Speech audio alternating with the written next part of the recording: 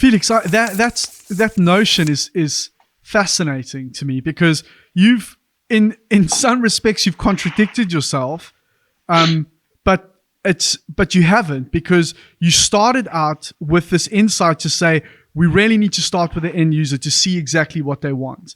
Then you get to a point where you realize there's a lot to be taken from that, but actually at some point, as you've highlighted, 95% of people they can't visualize something that doesn't exist. So then it's your job as the designer that crystallizes that idea to present something that doesn't exist. You have to have the vision. How, again, these are things that are being talked about now by in big keynotes that are all over the internet. This is something that was really insightful of you to pick up on at that period with very limited resources. At what point did you realize, okay, this has worked up until a point, maybe we should pivot the way that we do things? Yeah, I think that look, there's a couple of things that you've got to be aware of, and it gets harder and harder. The more stuff we were like doing 2,000 SKUs a year in Hot Wheels when I eventually became vice president and took the whole of the Wheels group. And it's just so much stuff, right? And you start relying on tools that make any way you can find a tool to make the management and the decision making easier. But it's where I realized, I was like, we were being told by research at this point that the brand had become so reliant on research. And the thing about it is, when they see success, then suddenly senior management, the C-suite, are listening to the research group now about should we do this or should we not do that, right? And they were very conservative, because research will not give you a subjective opinion. They will just report the facts, and they will always be super cautious, because those guys don't want to be on the hook for making a decision and being lynched because, oh, we just spent $100 million and you guys were wrong because you said. So they're very conservative. And the worst thing that can happen in a corporation is when the finance guys start getting those reports, and so you get like this binary guys who just think in black and white, looking at a report which is written in black and white, and they don't want to discuss or hear anything that isn't written in words in that report. The genius ideas are not in the words in that report. They're between the lines, and quite often they are in a completely white space over here that report is scared to talk about. And the defining moment for me was when we were just being told Hot Wheels was finished. And this is the truth. We were being told by every brand recognition report within the company portfolio and these were the reports that were being used to decide how much marketing money was going to be put against the brand and how many new initiatives they would support. And it was at a time when everybody was pushing for a movie and pushing for a video game and pushing for an increased licensing group so they could sell more T-shirts. And Hot Wheels was like, no, we're not going to give you any money. Hot Wheels, the company, were like, we're not going to give you any money because the report says that Hot Wheels is irrelevant, that kids don't care about cars anymore. Pixar Cars works because it's characters, and moms and boys know how to play characters. They know how to tell stories. Hot Wheels, you guys are just toy cars. And we would have a meeting with the video game group, right? The people responsible for working with video game companies and producing licensed Mattel games. And we were like, come on, it's Hot Wheels. No, it doesn't mean anything. How are you going to build a game about? It's just cars. And so we read between the lines in the research, in a lot of the research, and we combed through lots of different reports, and we were like, look, the reason that moms are telling research that boys don't like cars anymore is because of entertainment. Fast and the Furious is too old an age group for your Hot Wheels kid. Moms just don't really know how to play with cars anyway, generally. I mean, it's a great generalization, but it's true. We were hearing, like, if you give them Barbie, they know exactly how to play Barbie because they generally played with Barbie. And again, generalizations. I understand it's a very complex issue. But what we realized was, in the golden age of Hot Wheels, every Friday and Saturday night across the world, there was hit family TV shows that featured badass cars. And this went all the way back to the 70s, Starsky and Hutch, Bullet, movies, that taught you that if you wanted to catch a bad guy, you needed a killer car. and you would catch them by having a car chase, right? And you can look at them all: the A-Team, Batman, Knight Rider, Dukes of Hazzard, Starsky and Hutch, Kojak. It goes on and on and on and on. The greatest movies of all, family movies, used to have killer car chases in them, and that had disappeared from culture. There were no stories being told around car culture outside of kind of more like adult audience Fast and the Furious or young audience Pixar cars. And Ken Block was just beginning to do, I think he'd like the first Gymkhana video had come out. It was when YouTube was really just finding its feet as a source of entertainment for niche groups. And so we came back and we were like, look, if we want this brand, the brand at the time was sitting around $600 million a year, but it was in a declining category. The toy car category globally was declining. Hot Wheels was staying kind of flat, 3% growth a year, which is flat. Sorry, what period are we now? Between 2006 and 2009? So I became this is as I became vice president. So vice president, I think I became vice president at the back end of 2009. Okay. And the task was like, so, and my new marketing partner, Simon, another British guy, the two of us sat down. We'd literally become VPs within a few months of each other to run the brand.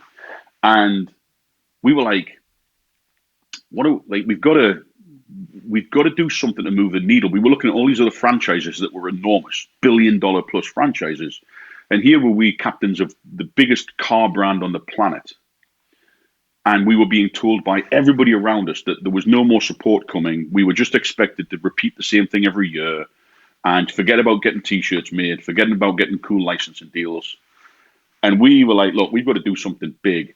And we had a brainstorm with a broader group. And the overall thing, it was my attitude was, if we don't do something real, then we're just a toy. And if we're just a toy, nobody wants to put the brand on a T-shirt. And we built a couple of show cars. There was like the Twin Mill and the Diora, which were the famous kind of very expensive, like really non-functional Hot Wheels show cars. And we were watching Ken Block, and I was like, look, man, we've got to go out there and do something for real. And then, so the marketing guys engaged an agency. They were called Mistress at the time. They're called the Many now. To kind of, and there were some guys who'd worked on Red Bull stuff before, and there was this whole melting pot of like, right, we're going to do a stunt. And that gradually became, we're going to do a stunt, and we're going to make content around that stunt. But it's not good enough just to do a stunt. It has to be a Hot Wheels stunt. And we're going to do it on Orange Track. And then I was like, and they were just going to use a standard trophy truck to do the jump, and the cars in the content were just going to be basically, Mitsubishi Evos with a wrap. And I was like, no, these have to be Hot Wheels cars. And I kind of, at that moment, I really took the reins and said, everything we do has to be outlandish. It has to look like Hot Wheels. It's not enough just to paint the ramp orange. It's got to be, working with the agency was like, look, it's got to be a V-drop bedroom door vertical launch. And that led to the first stunt we did, which was at Indianapolis, the 100th anniversary of the Indy 500. We did a distance world record with a modified trophy truck, and we designed Hot Wheels crazy finned bodywork on it. And we built a 100-foot garage bedroom door in the middle of the infield, and we Tanner Faust drove the truck literally almost vertical down an orange track, and then launched at 140 miles an hour off this ramp, and we cleared, I think it was 332 feet, the length of a football pitch, live in front of 350,000 people. Jesus Christ. Who drove that? Tanner Faust. All of this stuff's on YouTube. You look at Hot Wheels stunts on YouTube, and the three world records were, that was the first year.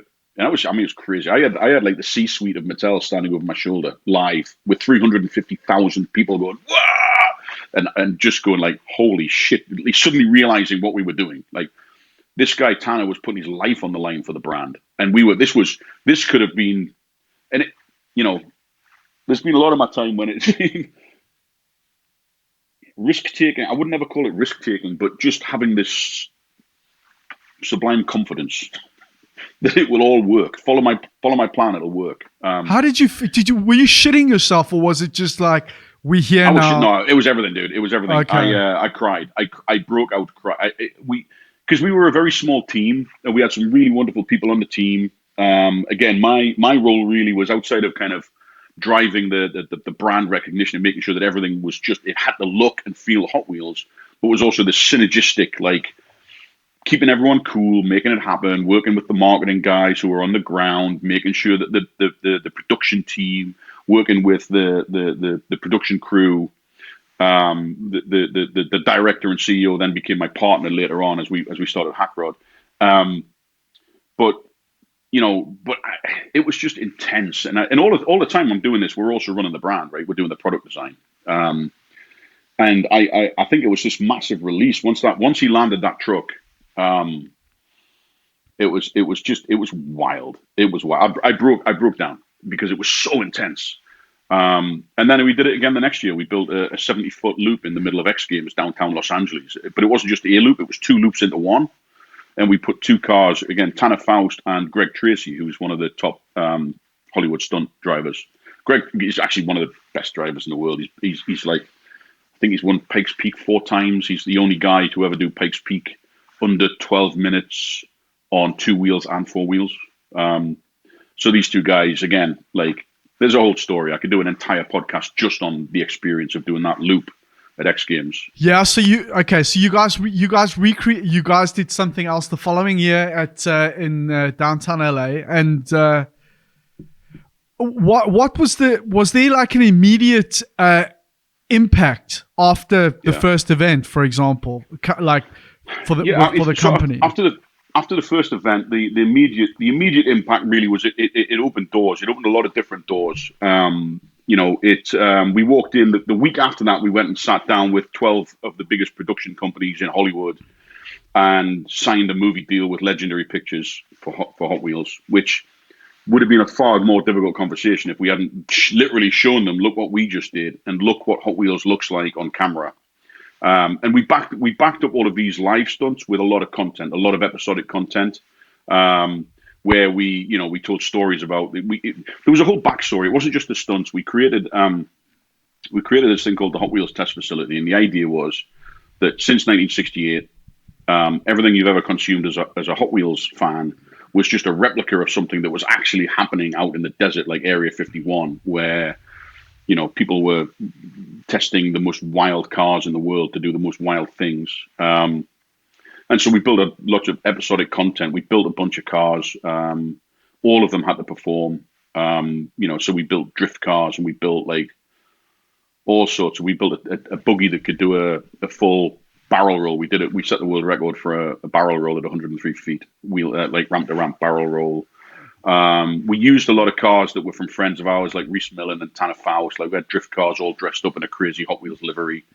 We built monster trucks. We built the Bone Shaker, which is one of the most famous contemporary Hot Wheels cars, which is like it's a Model A hot rod with a skull instead of a grill. So we built this whole. It wasn't just the stunts; it was this whole infrastructure that really repositioned the brand as a real thing. Right, that there were real Hot Wheels cars that you could go and touch and see, and you could watch them on film doing donuts and driving up walls and like, and so over the course of that, really, I guess it was a 3-year campaign. It opened up new markets for us. We were able to go into China and say, we're not just a toy car brand, we're a lifestyle brand. And that also got the interest with the China sub, the Mattel sub, to say, look, why can't we sell Hot Wheels in China? Because you guys are doing all of this, and they love that. They love the content, but we still have a problem in how do we sell actual product in China? And so we were able to go into China and say, all right, now we've opened the door, let's get a real discussion about why can Hot Wheels not sell things in China? And it was because up until that point, no one had ever done that. No one had been allowed to do that. There'd been no focus on looking at that problem. And we realized that, well, the reason you've never sold any product in China is that you've been selling in exactly the same manner and exactly the same product that you expect the US consumer to buy. But the US consumer's got 40 years of car culture behind the brand, and families have got a lot more space and a lot more money, so you can sell them a $80 loop-the-loop boosted track set. Whereas in China, most people live in tiny apartments. They've got no heritage at all. You've got to re-educate them how kids play with cars, and they like they like to have an educational side of toys, so we're going to talk about physics. And so we got right back to basics with just the simple two cars racing downhill and how that is actually educational. I mean, besides the point that really it's the most fun play pattern with any Hot Wheels cars is who's got the fastest car. But we went right back to basics in China and then applied this, and we did partnerships with school, with you all have these little shops outside of schools where the kids spend their pocket money. And so we did partnerships where we designed a track set that could be easily set up outside of one of these shops where kids would go and buy a Hot Wheels car and then race them at lunchtime. And, I can't remember what the figure was. I think we saw a 35% increase in business in those markets over the course of 2 years or something. All because we just started positioning the brand in an entirely different way. And the way we were doing it, the other side of it was that I was seeing a growth in a new generation of enthusiasts for the brand that were no longer the kind of, the guys who dedicate their life to collecting every Hot Wheels car. And it's this fanatical, weird thing. But I saw a growth in the kind of synergistic collecting where I would have friends in their 30s who were moderately successful, but they would be picking off the pegs. If there was a BMW 2002, had to have it. If there was a 911, had to have it. And I started realizing that there was this new wave of car culture happening, that custom cars were no longer, Chevelles and Camaros with big wheels, that custom cars were European cars done almost as like OEM extreme, and that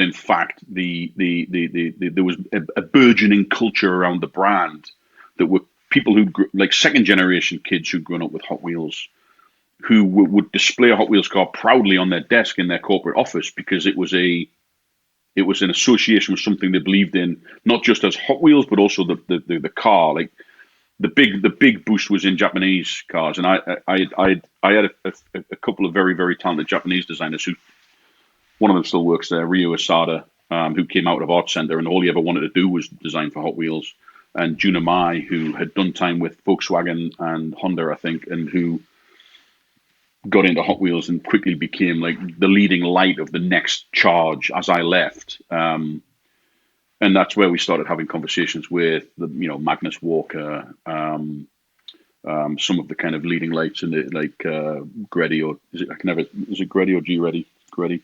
I don't Japanese know. car culture, and so it was really. It wasn't just about the big stunts. It was about placing Hot Wheels in a place where you could celebrate what it was known for on a massive scale, and then from that open up doorways to start bringing more people into the fold, right? And we realized that there was 3 generations now who'd grown up with Hot Wheels. There was grandfathers who had grown up with Hot Wheels, who were playing with their kids Hot Wheels. So it was grandfathers, dads, and kids all loved the brand. And so, it got to a point where the obvious next step was to take it into a more organized, kind of motorsports phenomenon. And then there was a changing of the guard at Mattel. And like so often happens in corporate life, the new guard didn't really share the vision.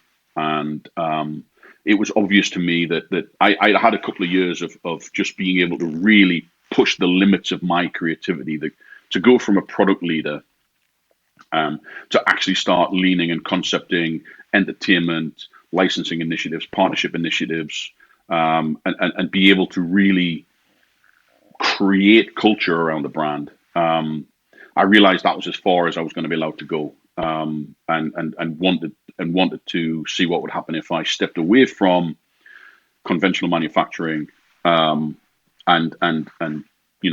went back out into the world of technology, and kind of no limits creativity to see what would happen. And so it was at that point, like 2015, that I resigned and decided it was time for my next path. But Felix, you were there with Mattel in total for like 11 years or something like that? I did. No, Yeah, No, there or it was 10 thereabouts. years. It was 10 years in California. But then I'd also done earlier. I'd done 3 years. Okay, okay, So it was kind of 18 years on and off, like okay. that period of my life where Mattel was a fixture. Even when I was in the band, I took the years out. Um, it was bookended. I bookended like 18-year career. But what I With think Hot is Wheels. fascinating is your it doesn't sound like you had 1 minute of boredom in that position. I mean, particularly in latter years. I mean, which is unusual because it's quite often, we so many people get caught up in wanting to climb the corporate ladder, as it were, and all it is, it's just money and status driven. But at some point, it unfortunately often happens too late, that if you experience some level of success with that, you can end up just chasing those two metrics and forgetting to enjoy like why you did it in the first place. Yeah, I think What? I think that there's a couple of really salient points there for me. Funnily enough, while I was doing all of this crazy stuff, I was bored. Um, I'm a car guy, you know, and I'm a technologist, and I'm a big thinker, and I'm a brand guy. And so for me, the idea of just going on in the toy industry and doing action figures, and I wasn't putting my hand up in the company to say, can I get a stint on Barbie, right? Because that's the way that I would have progressed up to be, chief design officer at Mattel or whatever. Um, and also, conversely, I think one of the reasons that we went so crazy and I pushed so hard for all of these things was because I was bored. Because I knew the product design job inside out. I had done I was responsible for packaging, for product, for innovation. I'd done pretty much every single role that I was responsible for. I'd done that role at some point in my career. So I just knew it inside out, and I had a great team. And I built. I pride myself in creating good culture and good teams. And your job as a leader is to make yourself redundant, right? Your job as a leader is to have people below you doing such a good job that in fact you're not needed anymore, really, in the day to day. And I put a team together that they were just running things, and I got to the point where I would be called in if there was a real problem. I would be called in to approve things. I would be called in for sage advice. But in general, the team was so good; they knew what they were doing, right? And it was kind of running itself. And to say that is when I say it was running itself, the product was getting better every year. It wasn't like, oh, it's just the status quo. I can sit back; it's running itself.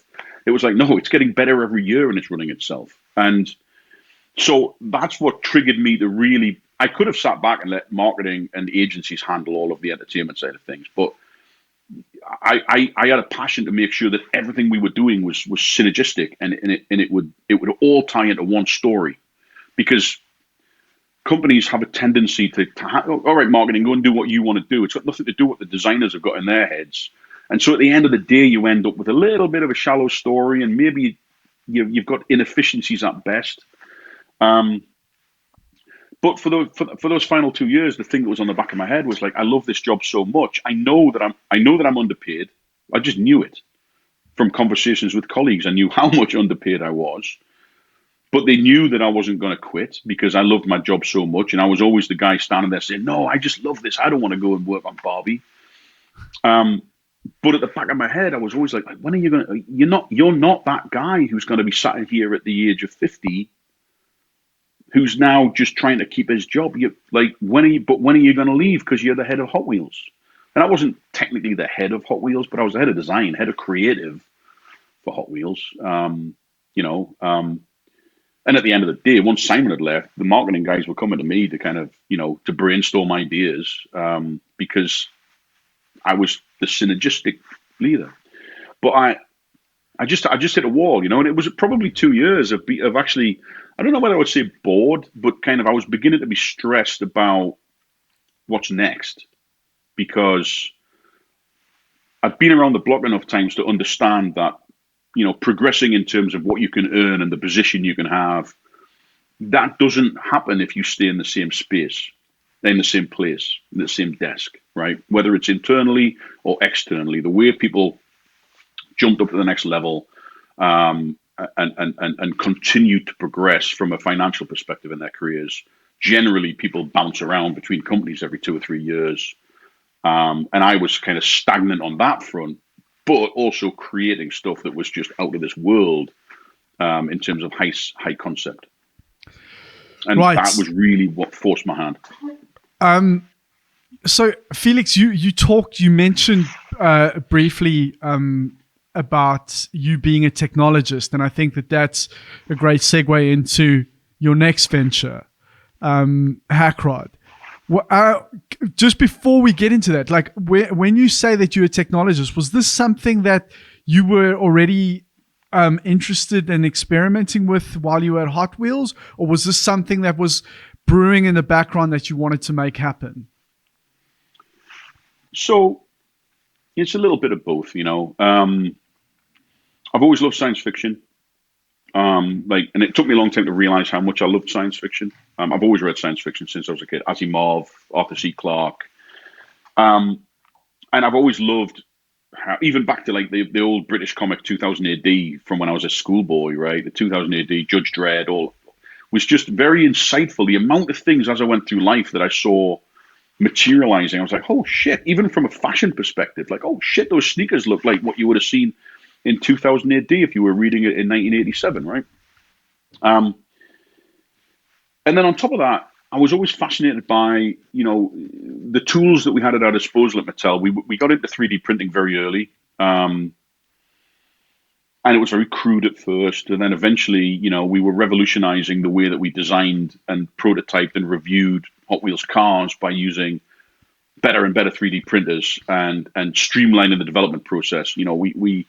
I think over the course of just a couple of years, we knocked like 6 to 8 weeks out of the development process of each car, which is, in corporate terms, 2 months time saving is enormous. And that was because we realized when other companies were still waiting for China to send them resin molded prototypes for adjustments, we were beginning to not just spit out prototypes, but we could spit out a 1/64th prototype and critique overnight the changes needed.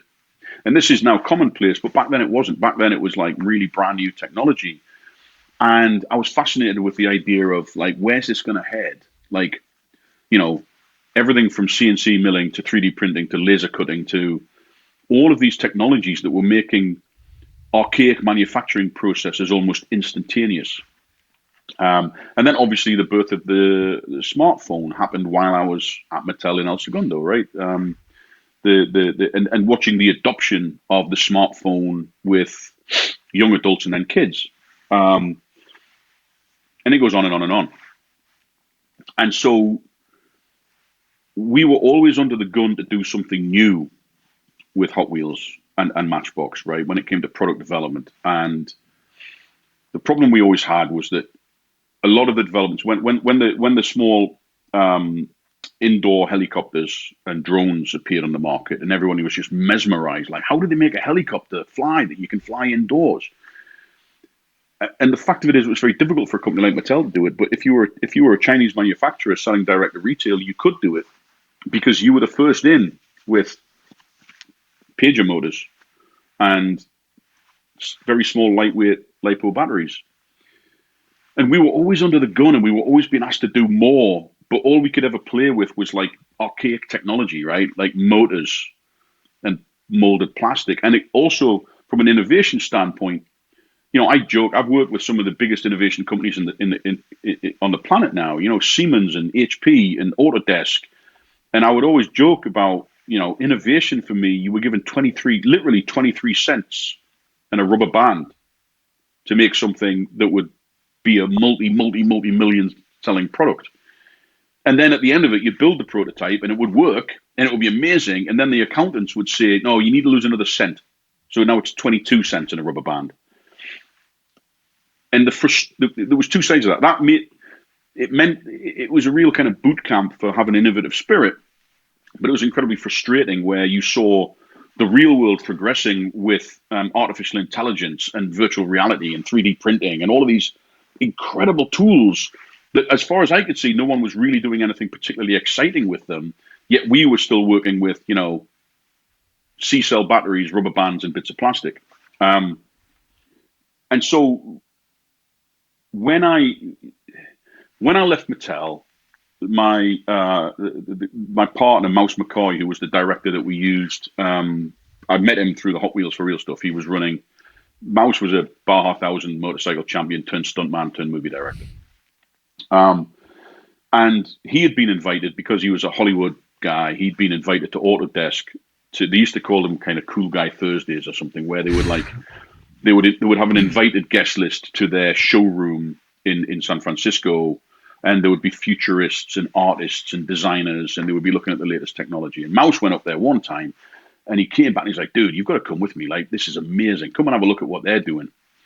And we were at the time looking at how could we mass produce Hot Wheels cars to take part in a no holds barred motorsport, like stadium motorsport event, where we would take everything that we'd done as the one-off stunts, and we would get the best drivers in the world, and we would train them to be able to do a loop as a matter of course. But we would also design like a standard chassis that we could produce very easily and put a different body shell and have Hot Wheels cars racing with the best drivers in the world. That's what our plan was. And so are you talking about, was this now the new venture, or was this what you were wanting to do at Hot Wheels? This is like the in-between. This was like, This is what we were planning to do. New management didn't like the idea. A lot of change. I left. And then we were kind of, Mouse and I were like sitting having lunch once a week and going like, what's going on? What's next, right? Because he's a movie director. He had a movie studio, and but he was like feeling that his world of like generally commercial entertainment was going down the pan in terms of it was being undercut by, kids with a drone and a backpack rather than a full crew filming automotive content. And we put so much effort into the vision for the future, where we going next with Hot Wheels. And so I joined him on a trip up to Autodesk, and we looked behind the curtain, and we were showing their work on generative design, which was just in its infancy back then. And we met some guys who were at the forefront of 3D printing, and we got a VR demonstration. But I think it was the Valve I think Valve used to do they had a robot repair facility VR demonstration to prove how realistic it could actually be now. And we talked to the guys who were into machine learning and AI, and it was the generative design piece was the ping for me was like, holy shit, we're on the verge of machines taking over from engineers. And it was funny, the guy presenting to me was like, "Oh, Felix, you're a designer, you'll hate this." And he gave me the presentation of what they were doing with generative design, and I was like, I don't hate this. This is fucking brilliant. I'm a designer. It means I don't have to deal with engineers anymore. Like, I just tell it what I want, and it gives me a structure that it's 3D printed, and I bolt all the bits together, and the product's done, right? Like, and then the second thought on it was like, me and Mouse looked at each other and we were like, holy shit, can you imagine if we applied that to a car chassis?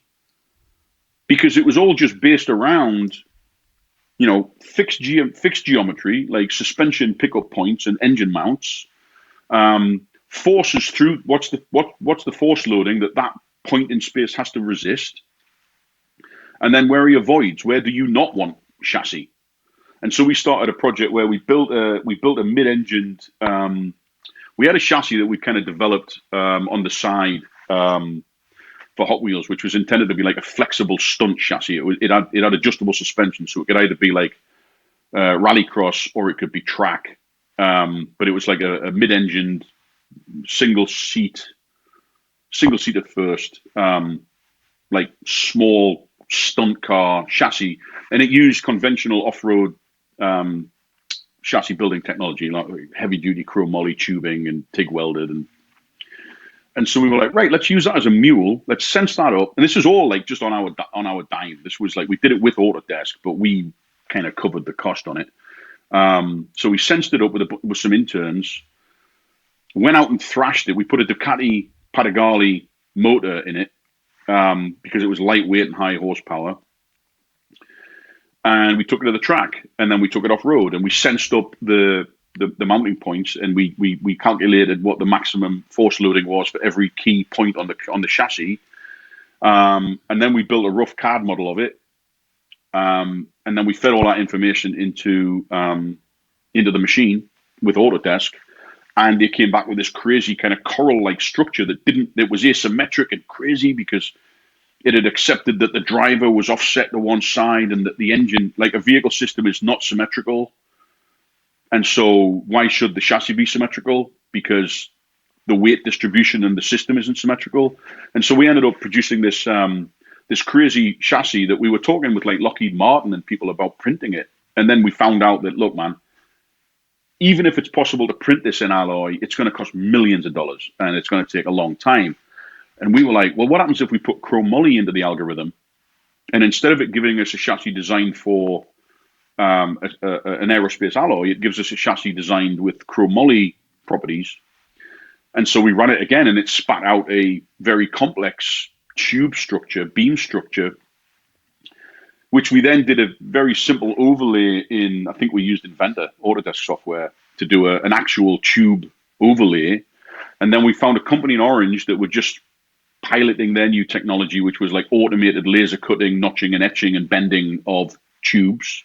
And they had proprietary software. They could take our CAD tube model and they could untangle it and just feed it through the machine. And then 2 weeks later, a pallet of chromoly tubing turned up, which was all notched and numbered, which you then just put on a frame table and click, clack, tigged it together. And you ended up with this crazy, like, generative space frame. And when we put it on the scales, the math that the software had told us is it was going to be a 30% weight saving. And we put it on the scales, and it was exactly 30% weight saving, including the weight of the weld wire. Fascinating. It was wild. And we were like, we ran out of money at that point, and we were like, but we've just proved the theory that and we used thin wall chromoly, right? So it was much thinner wall, but it was a far more complex structure. It was like when Maserati did the birdcage Maserati back in the 50s or 60s, you know, that whole thing was smaller tubes and lots more of them, hence the name the birdcage. Well, this thing was more like the bird's nest, right? Because it was so intricate and asymmetric. But at the end of the day, it was all from computer model to putting it on the table and having just some ordinary fabricators weld the thing up. It was a 2-week process to create Quick question. What software was that? So at the time, it was in the lab with Autodesk. It was called Dreamcatcher. So it was their very early. It was their very early generative software before it got piped into Fusion 360. And I'm not sure where they are right now. It took a lot of horsepower to crunch a whole chassis. So we were using, you know, I think Amazon gave us some kind of cloud credits towards the project, and it was certainly not consumer ready. But sorry, Felix, I'm sorry to cut you off again, but I just, again, for clarification, at this point now, you and Mouse have both, you are on your own, and this is a venture just between you and him. Is that correct? Yeah. Okay. Yeah. Okay. Sorry, we were working with Autodesk because of our history, like because of who we were. Like, you know, you've got like revolutionary movie director and ex-head of Hot Wheels, and you know, it opened some doors, and people were excited to see what we could do. And Autodesk got a great story out of it, right? They got a lot of PR, and you know, we showed the chassis at Autodesk University in Vegas, mocked up with I think by this point we'd swapped out the Ducati motor for a Ford 3-cylinder Ego Boost, like a Ford Motorsports 1-liter Ego Boost. And then it all went a little bit. We realized that we brought on another partner who had come out of Lockheed Martin, and he was developing a new process for massive scale 3D printing of alloy. You know, he had a bed that was like 12 foot or 18 foot by 8 foot by a Z-axis that went up to, I think, about 5 foot.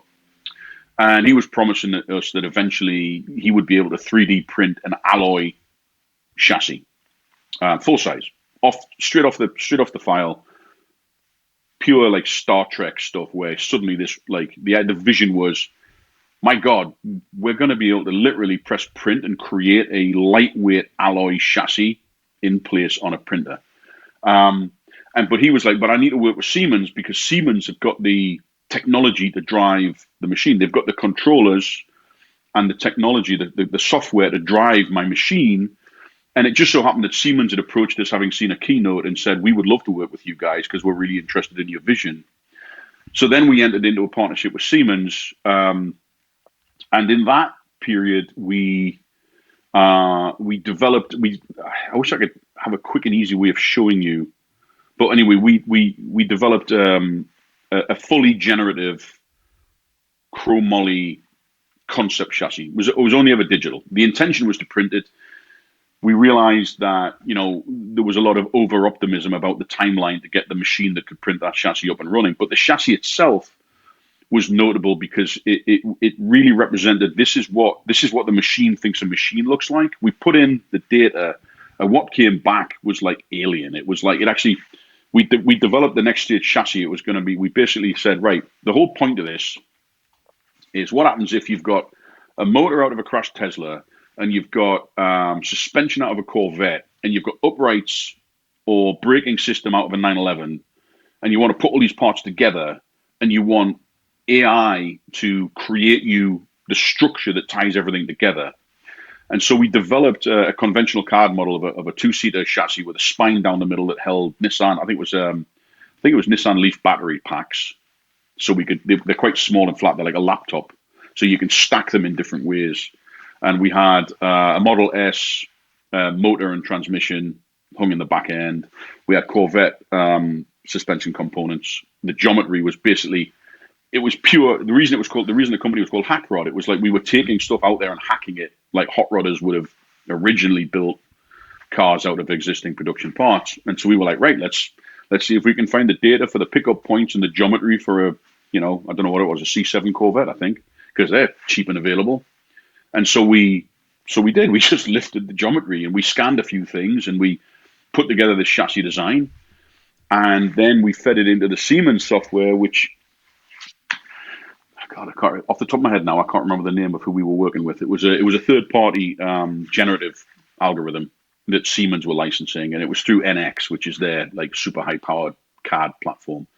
And it spat out this wild chassis that we had been referring to the spine in automotive terms. It'll be a spine chassis where you can put the batteries down the spine, and it actually came back with something that looked like a rib cage. That it was crazy. I woke up in the middle of the night sweating, going, "Holy shit!" Like that's what, when the machines take over, that's what they're going to look like. They're not going to look like a robot made out of boxes with flashing lights on it. They're going to look like H.R. Geiger. Like alien skeletal things, because that's an optimized structure. It looks like bone because that's an optimized structure. So from an aesthetic point of view, it was wildly exciting because it was like nothing had ever been produced that looked like this thing. And for a couple of years, that was our plan. Our plan was just like, let's 3D print a high performance chassis to prove it can be done. But I started looking at it. I was like, well, what's the killer app here, right? What does this mean to a consumer? And so we wound it back a bit, and I was like, because also we'd been doing all of this in VR, and this was, I had Murray Callum come down to the Autodesk office in Venice, California, where I live, to demonstrate to him VR for surface review and for what we were doing with our Bandita Speedster that we created. And he brought a whole bunch of like design directors from, like, I think it's Irvine, where the Ford place is down in Southern California, and they came in fully skeptical until we put the headset on them. And a couple of his guys were like, "Holy shit, Murray, we could do a full surface review with this."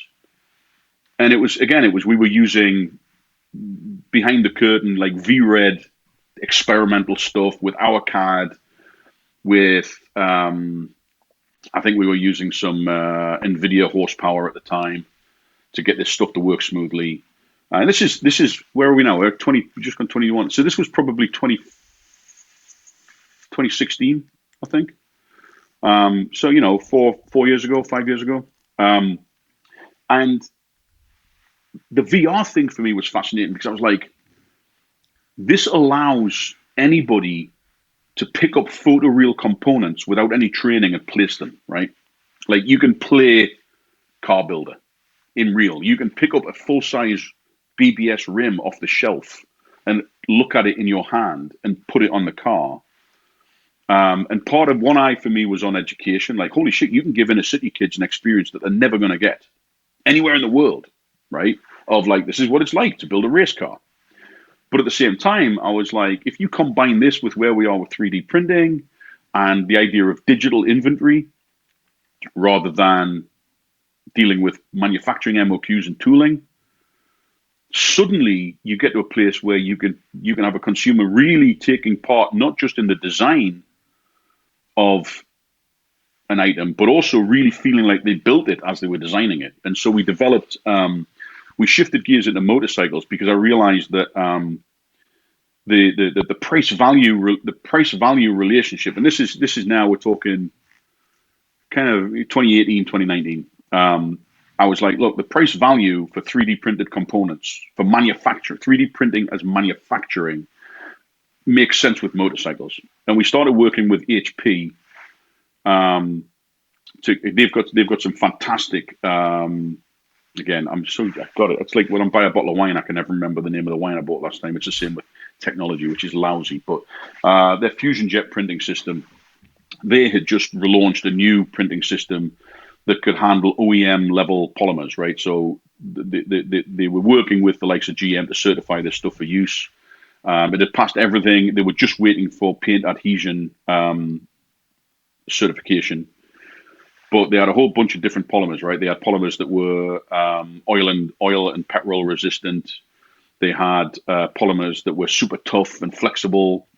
And so we started developing some custom motorcycles using HP for all of the polymer parts. And then also we worked with a company out in Tennessee that was printing using a concept laser machine. They had one of the biggest in the world. And they were printing rocket parts with a fusion jet. The concept laser is fusion powder bed. And so we bought a 20, and it was like at the time it was probably a 2018 Honda CRF 450 dirt bike, brand new. And it was the L. I think it's the L. It's the street legal dirt bike. We took all of the red plastic off it, so we just got down to this like very, very nicely mass manufactured, reliable frame. And then we designed a whole selection of different fenders, different number plates, different headlamp fairings, different seat shapes, different gas tanks, so that you could literally stand in VR and have almost infinite possibilities of how you wanted to build your custom motorcycle. Because of course, all the hard points stay the same, right? All of the complexity of that bike is it's off the shelf, it's certified, it's billions of dollars of research and development to make that bike affordable. And what we were saying is, well, using the HP technology and a VR experience, you as an enthusiast can customize your own bike as easily as watching a TV show of somebody else doing it, and turn it into a video game experience where you're actually building a photoreal bike. And it's amazing. You stand in a design studio and look at a real motorcycle, and there's a carousel of different gas tank designs, and you choose the one you want and have a look at it in your hand and then click it into place, and it fits perfectly. And then once you've finished that, you can either just save that file as a media file to share with your friends. Look at the bike I designed today. Or you could send it out through a network to have the gas tank printed in alloy, the fenders printed in polymer. The gas tank we printed was very expensive at the time. I think it would probably be half the cost now. The last time I spoke to those guys, they expected February last year that the price would half. And so even though the gas tank would probably still be a $10,000 to $15,000 gas tank, if you pay one of the top custom bike builders to create that gas tank by hand, it would cost you $10,000 or $15,000. Whereas the polymer stuff, like custom fenders and custom number plates, was affordable. You could, with the bike that we built, I looked at it, and we have some friends here in SoCal who are like some of the most respected custom bike builders in the world. They looked at it, and we were like, how much would it cost you to build that bike? If someone brought a brand new Honda and they wanted that bike, and they were like, I don't know, $50,000 to $80,000. That's a $50,000 to $80,000 custom bike. How much did it cost you to build it? $30,000. They were like, what? I was like, yeah, the bike was $11,000, and then we spent, another $15,000 on the gas tank, and then the plastic parts cost us $3,000, and then we bolted them together in the kitchen, and it looks like an $80,000 bike. But I also designed it in VR, and I shared it, and that's the bit that fascinates me now. What does the world look like where you no longer have to invest in billions of dollars of tooling to build automotive product? And with that, it's not just the cost of the tooling, but it's also the guarantees that that tooling is going to be successful. And you can only offer one size fits all to try and appeal to as broad a consumer base as possible, instead of creating art where real enthusiasts fall passionately in love with things, and part-time enthusiasts get what they want, and the guy who just wants something that works gets what he wants. When you start looking at the world of, we all work digitally now, right? And it just gets faster and more reliable and easier to review and approve and quantify. Then when you start building inventory that is just digital and can be printed on command without the need for investment in tooling, and when you tie that into new ways of consumer engagement through AR or VR or anything else that may come along that's more useful, and then you tie that also into the feedback loop for research and development, that you could put out, if you're Honda motorcycles, you could build one, you could take your standard mass-produced frame, but you could offer 20 different tanks, 20 different fenders, 20 different options for headlamp shroud, and then have a global team of enthusiasts, which is basically anybody with a PlayStation controller, build bikes and then crunch the numbers to see which components or which combination of components or which style is more popular, and track it by region around the world from one location, and be like, almost overnight, oh, that style's far more popular in Indonesia, and that's the market we're trying to break into.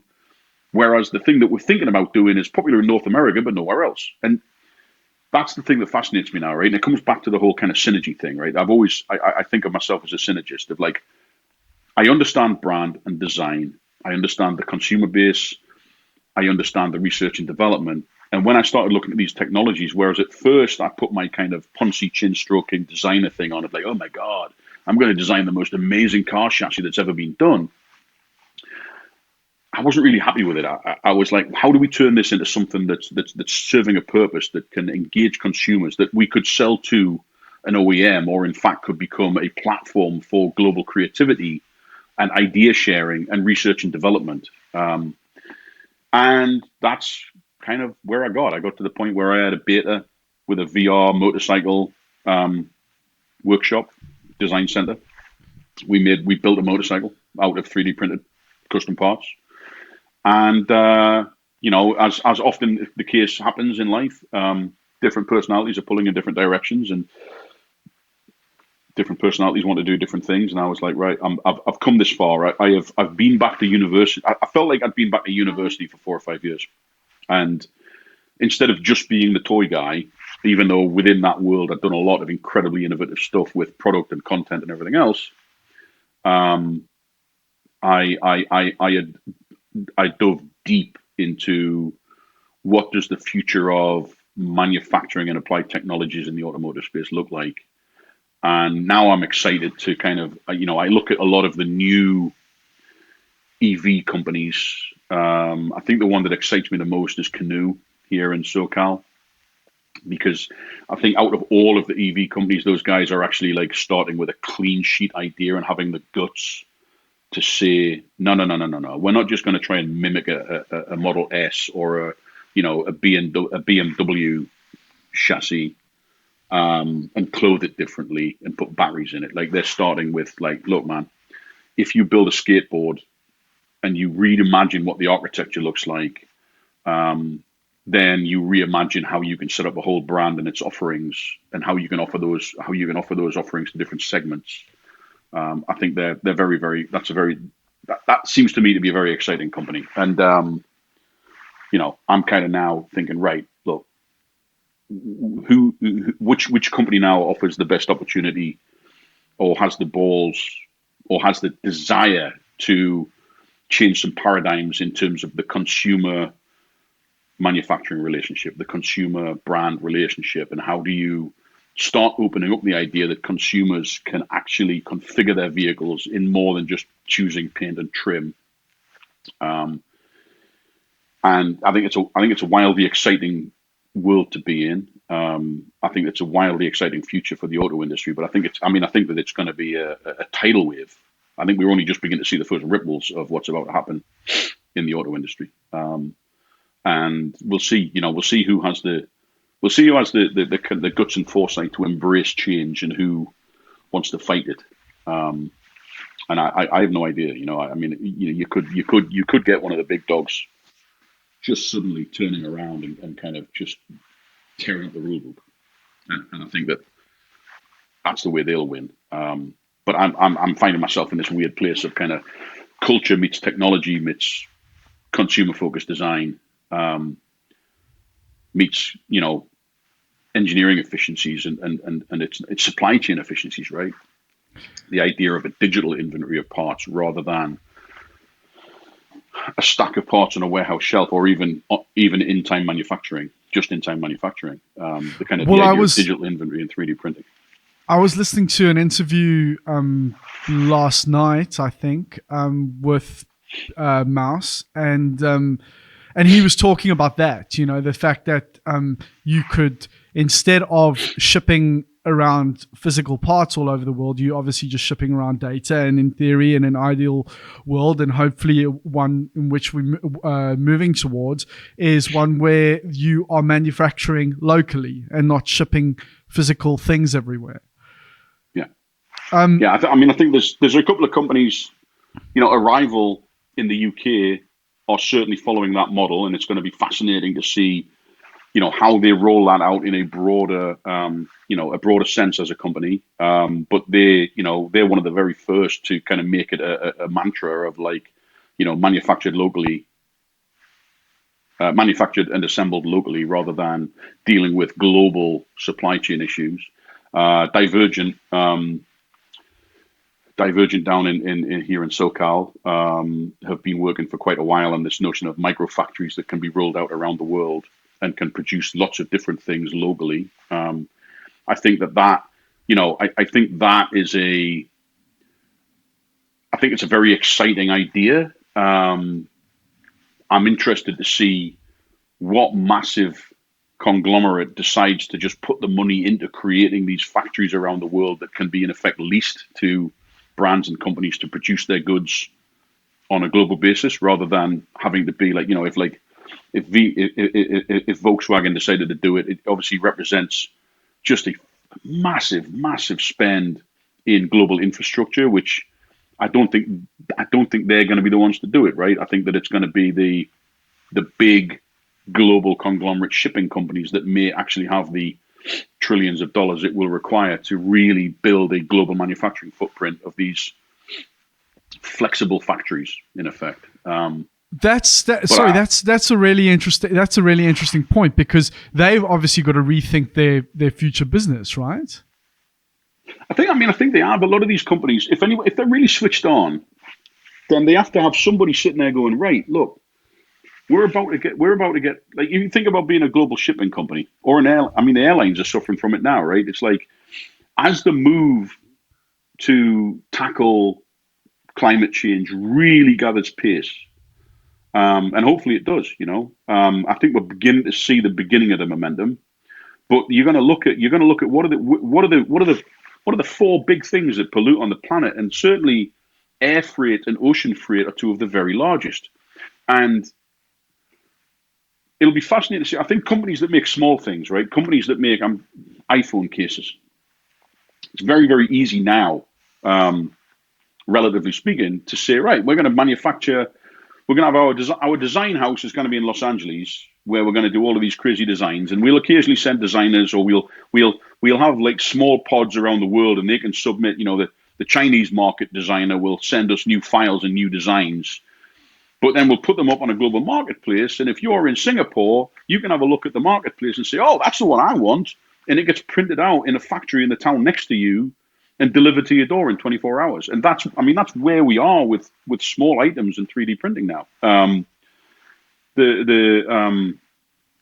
We were working with an agency, for the past few years. They were called Fast Radius. I think they changed their name, or maybe Fast Radius was the new name.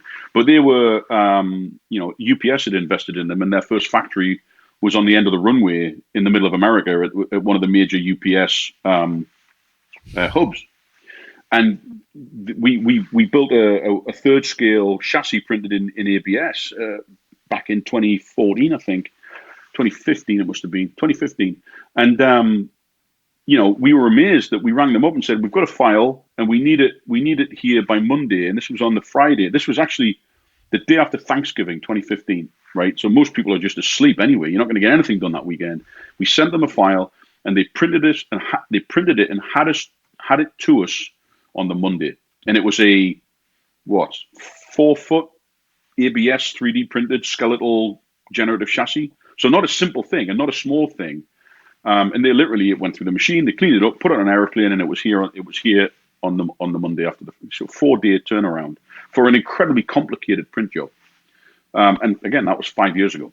And so we're there now, right? It's easy to, and when you look at HP's technology, they're producing like OEM grade plastic components, and they've got bureaus certainly all over the US, but I think now all over Europe, that they can accept your file and print the thing for you. And obviously for a home enthusiast, the risk is that you did something wrong and you won't know it until you get the file. But that's great if you're actually prototyping things. You don't have to invest in, mock-up, temporary injection molding tools and all of that. But once you know your file's good, then you can sell that file anywhere in the world, and you don't have to ship it across the world. And you don't have, it can be made locally and be there very quickly. I've got a buddy that anyone's into RC cars, and I was into RC cars as a kid, like Tamiya, classic Tamiya. And my friend James, who's an ex-colleague of mine from the Mattel days, has a company called Night Customs, where he started as a hobby years ago, developing accessories for vintage Tamiya cars that could be. Then he had a Shapeways store, and for anybody who doesn't know, Shapeways was a bureau, 3D print bureau, where you could send your file to them and they would print it, but they would host your file as inventory. So if anybody else wanted to buy that file, you'd get a little cut of the proceeds and they would print the file for somebody else. And so James built up over time, just as a hobby, built up a digital inventory of hundreds and hundreds of vintage RC accessories. And he was like, I don't care. Maybe nobody ever wants the, that strange, light bar that I built for the Frog from 1984. But someone might, and I wanted it. And if somebody else buys it, then great. And before he knew it, he was like he was the number one vendor on their platform for like games and hobbies, or toys and hobbies. And that was years ago, that's what really, I was like, holy shit. He started a company without the need to invest in inventory, without to worry about like demand planning and MOQs. It's just a digital inventory of parts that anybody in the world at any time wants one. They can just buy it and it gets printed locally and they've got it. And now he's moved on to being like, look, man, so many people have got great 3D printers that they don't even have to. Shapeways is kind of out the loop. I just sell them the file and they print the pile. We used to have this phrase at Hackrod that was like, do you own the file or the pile? Do you own just the atoms, or do you actually own the IP? Felix, yeah, no, carry on. I was just going to say, it's an exciting time. There's a lot of wrong in the world, right? But I think that it's an exciting time for people. There's more opportunity for people to get into design, and certainly, whether it's in product space or automotive space, more opportunity to achieve and get things done than there's ever been before. The barriers of entry are collapsing.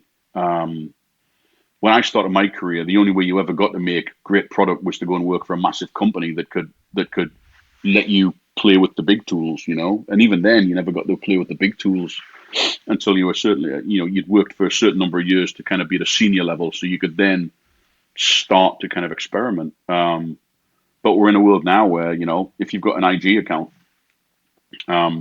you can self-publish, you can sell digital files, you can play with incredibly powerful technology for very little money, really. Felix, I'm trying to. We're sitting at almost 2.5 hours, and I'm trying to wrap this up. And I've still got so many questions I want to ask you. But before I forget this particular question, right? You were just talking about digital inventory, and let's just assume for a second, right? You've designed a car, whatever that is, on your computer. You've created a CAD file for it and whatever. What do you think how could you monetize that in the future? I mean, in terms of like what can you throw out like a couple of scenarios? For example, like selling it to people, to young kids that maybe want that specific car in a video game, or as you just talked about your friend now on Shapeways, you know, he created a digital inventory of parts that people could download and print. Could you see any value in creating a digital garage, for example? Yeah, I mean, it's one of the things that I've just my AirPods, whatever they're called, have just done a weird do. So I'm probably going to lose you. But okay, I think, yeah, definitely going to lose you because I've just gone to one ear. I think that we're in a place where a new consumer doesn't really value possessing the physical object so much as playing with brands and then showcasing their creativity on Instagram or TikTok or whatever. I think there is room for, and it was always one of my plans, but never got there, for a virtual community of car designers. The guy that comes to my mind, probably one of the most famous guys, is the Kaiser out of the UK. He started out just doing very good photo chops and then got into 3D modeling and is now producing, you know, killer body kits and collaborations with some of the biggest names in the aftermarket. But I think that also there's an opportunity for those guys to actually have a forum where anybody with VR goggles can enter a different realm and look at these cars full size as real things. You know, there's a bird. I mean, I'm doing very well as an artist just through Instagram sales. And if you're good, there's people who will buy your sketches or buy your prints, you know. The thing that you've always got to be prepared to be is you've got to always be getting better and better, right? You're only as good as the competition, and you need to be better than the competition. But if you're good and if you work your ass off, you can build a following, which then opens up eventually. If you're good enough, people will find you to collaborate, and then through collaboration, you make contacts. You don't have to go to university anymore for sure to make a name for yourself if you're good. There's enough YouTube videos and tutorials out there, and most of the good artists will have tutorials to show you how they do what they do. And so you don't have to have the money in the bank to go to Art Center or RCA or any university. You know, I think now we're back into this realm of like, we've got to reimagine what is design education, right? We've got to reimagine what's the foot in the door with companies. Like if you're head of a department in a company, do your interns have to come from Art Center? Or can they actually come from back end and beyond, but have just raw talent?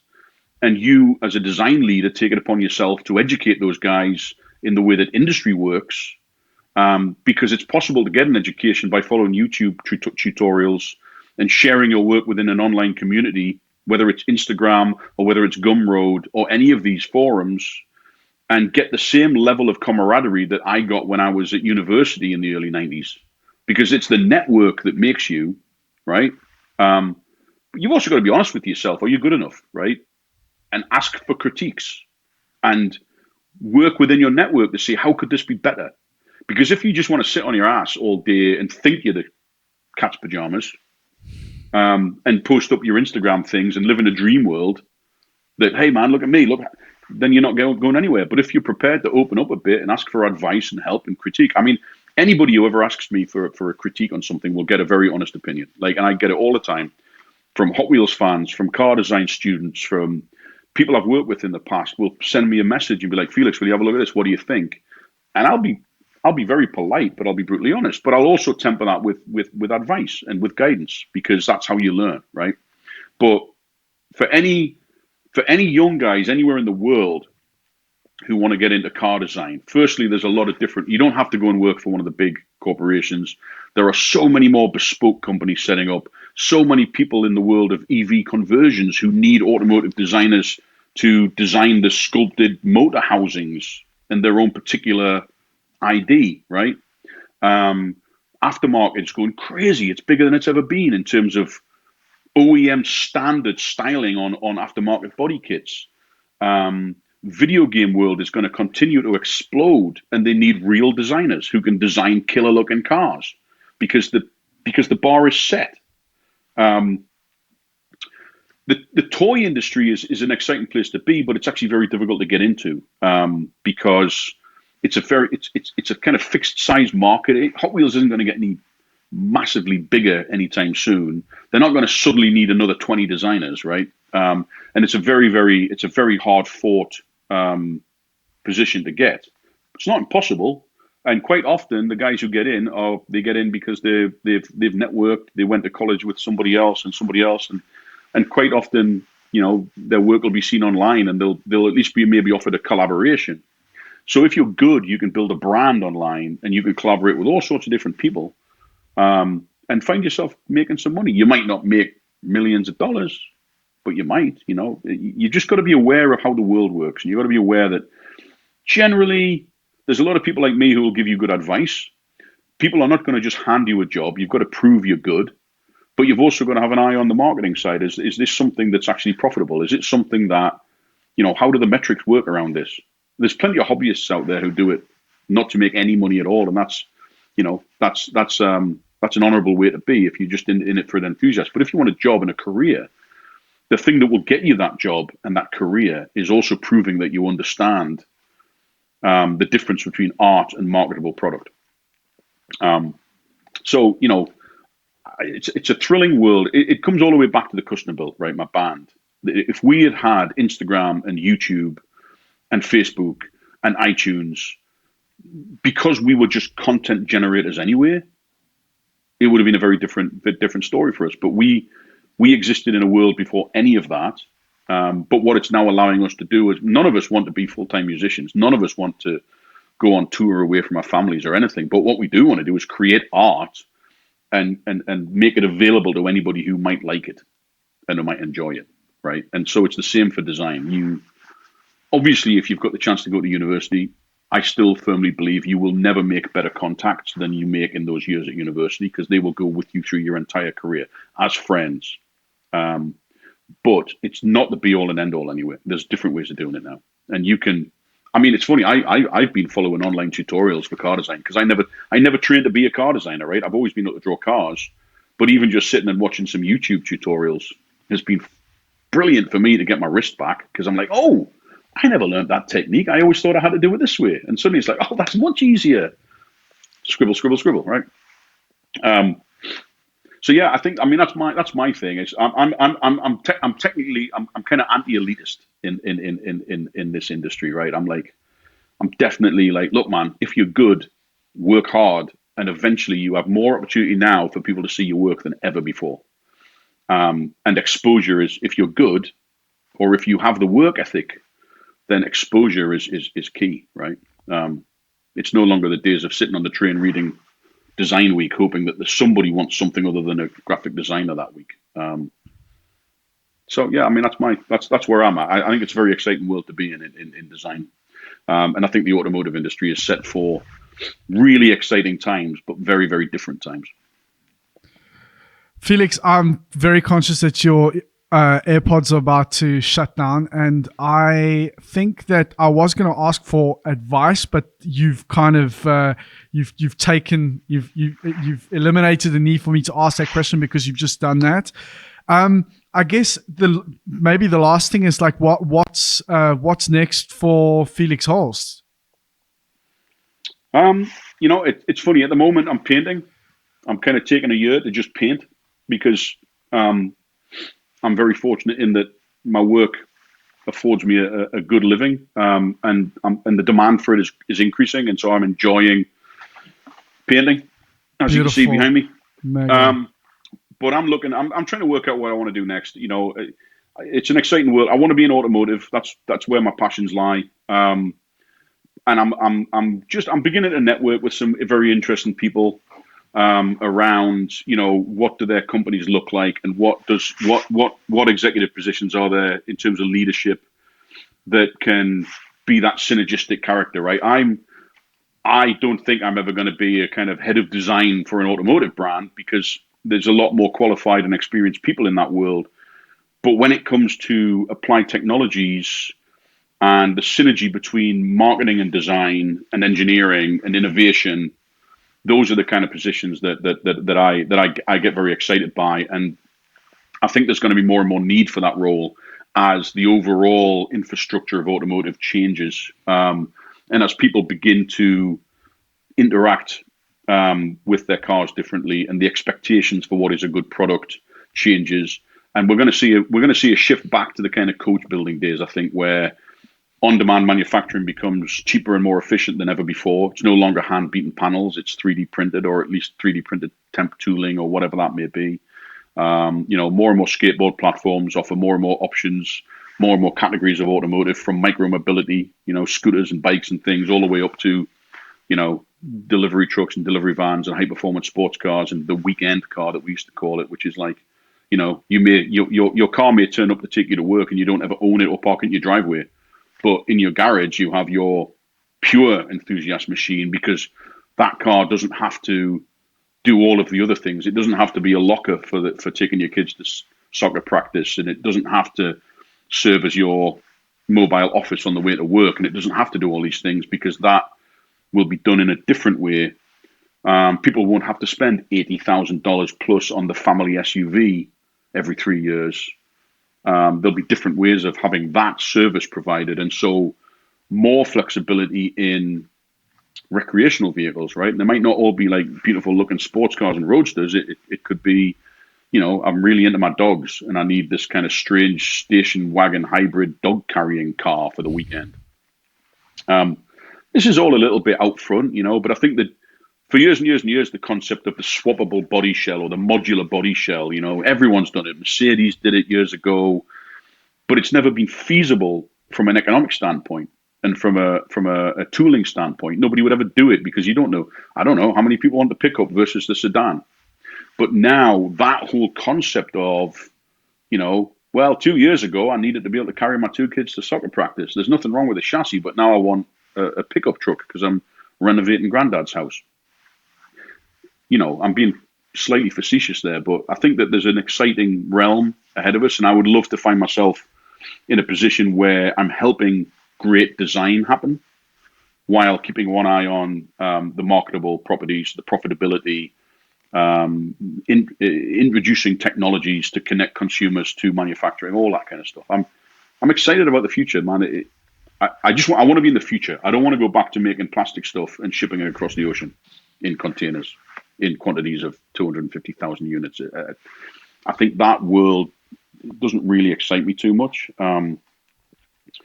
But I think that across the world in design and manufacturing, there's a tidal wave about to hit. Whether it happens this year or in 10 years down the line, I think the opportunity is there for a lot of exciting stuff that keeps manufacturers profitable, but gives consumers an entirely new, far more enjoyable experience. Very last question. Is there a single book that you could recommend?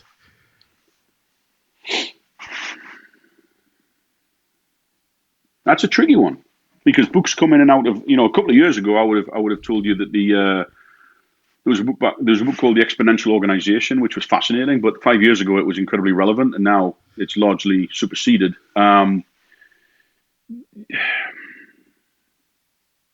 What books? I mean, outside of science fiction novels and like executive manuals, I think really it's just consume everything, man. Like I don't know a single book that I would say that book has guided my career trajectory. I mean, there's all sorts of fantastic. I mean, I think that everybody should be reading books like Radical Candor, which is whether you're an executive or whether you're a cog in the machine, understanding how to talk to each other and increase performance of the people around you. You might just want to be a designer, but understanding how to get the best out of the people around you and how to solve conflict and how to navigate the myriad of challenges that you have to get your idea through the system. I think that Radical Candor is a very good book. It's more of a kind of management book, but I've been reading it bit by bit, backwards and forwards a little bit, and it falls in line with my philosophy. But there's a lot to learn in that book. And outside of that, there's never been more media available if you're into designers and if you want to study history. There's never been more publications. There's never been more blogs, websites, podcasts, published works, magazines. You've just got to consume. But I think the thing that's important is that you don't just pigeonhole yourself into what your heart tells you like, that you always reach out to different disciplines or different brands or different backgrounds. Develop a good magazine. A good magazine to read is Develop 3D. Is a very, very interesting magazine. It's a monthly, and it focuses on the digital industries, predominantly design. It's got great case studies of who's doing what with the latest technologies. It's got great product reviews, whether it's the latest upgrade for Siemens NX, or whether it's a new generative algorithm, a new generative product that a company's rolling out, or whether it's the latest 3D printer that's being used in prototyping studios. Develop 3D is it's probably more useful than any particular book because it's a monthly.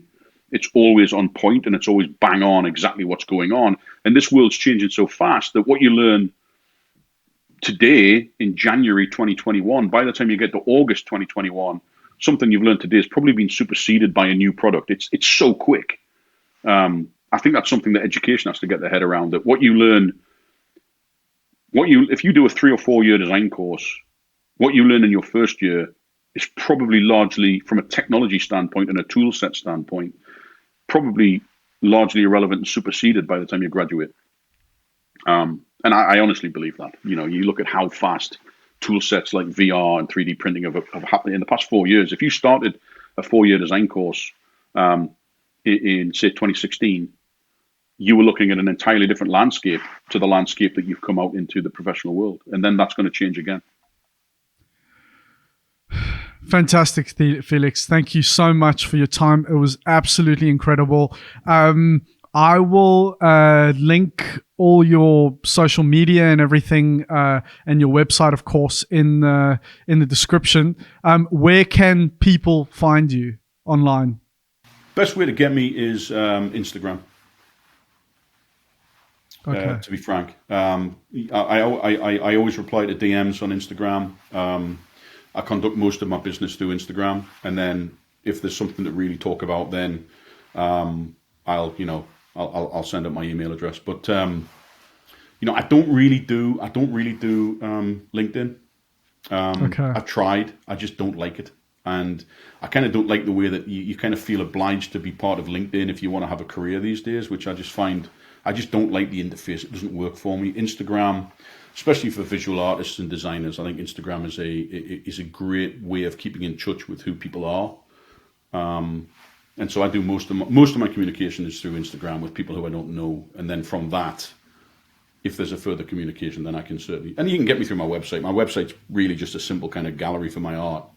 And there's a info @ email address in that as well. So it's easy to get. Okay. Thank you so much, Felix. It was absolutely incredible. Absolutely incredible. You're a fascinating person. And it's just totally blown my mind. And I'm sure everybody else is listening to it. That's the best compliment I can get, I think. No, absolutely. Absolutely incredible. So I think we'll just cut it there. It was so good. I don't know what to say. I could speak to you forever. You know what? I wish I could intern for somebody like you. You know, it's fascinating, the things that you've done. Absolutely fascinating.